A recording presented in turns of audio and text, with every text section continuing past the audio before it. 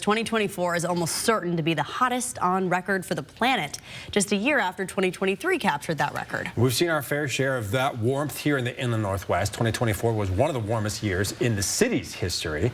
Meteorologist Matt Gray is here now to try to put this all into context for us, Matt. And that's important because a lot of numbers get thrown out when we talk about the climate and things of that nature. Spokane's weather records go far back enough that the city was called Spokane Falls. There wasn't even an E in Spokane in February 1881.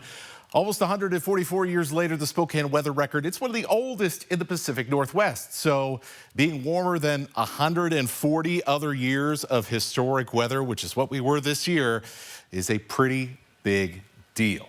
Immediately, got to acknowledge what happened earlier this year, El Nino. While it's been gone for a few months, there is no doubt it played a role in 2023 and 2024 being some of the warmest years we have seen. El Nino usually leads to warmer than average years on a global scale. You can kind of see the red dots on the chart getting warmer and warmer.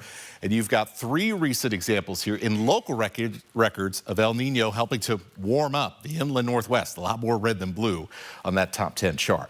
But we got to look at the bigger picture, though. Whatever influence El Nino has here, it's icing on the cake. It's a wave on top of a rising tide.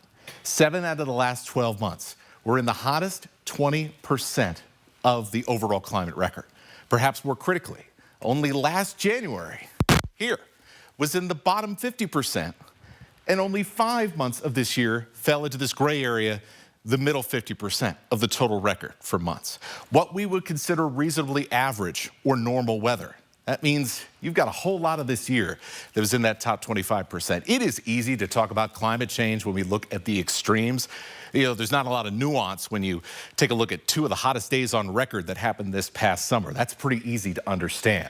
But it's a lot harder to think about the 32nd warmest March or the 28th warmest October and realize that historic context. Hopefully, this can help. Even when you don't realize it, we're always getting just a little bit warmer, a little bit at a time in the background. All right, Matt, thank you for that.